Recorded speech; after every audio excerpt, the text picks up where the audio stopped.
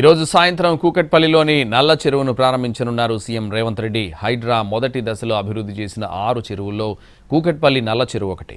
ఇప్పటికే Amberpet, Bathukammakunta, old city, బమ్రుక్, ఉద్దావుల చెరువులను ప్రారంభించింది ప్రభుత్వం. ఆక్రమణలు, మరుగునీటితో దుర్గంధభరితంగా మారిన కూకట్పల్లి చెరువును సర్వాంగ సుందరంగా తీర్చిదిద్దింది హైడ్రా.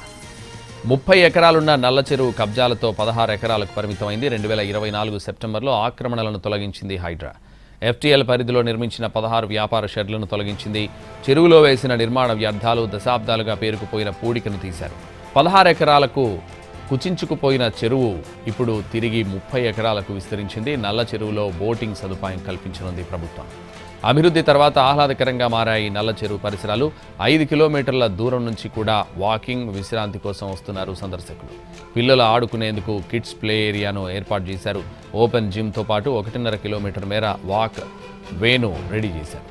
7 ఇన్లెట్ల ద్వారా చెరువులోకి వరద నీరు చేరేలా ఏర్పాట్లు చేశారు. చెరువు నిండితే నీరు బయటకు వెళ్లేందుకు పాత అవుట్లెట్లను అభివృద్ధి చేశారు. మురుగునీరు చెరువులో కలవకుండా ప్రత్యేక చర్యలు చేపట్టారు అధికారులు. జీవ వైవిధ్యం కోసం చెరువులో ఐలాండ్స్ నిర్మించారు.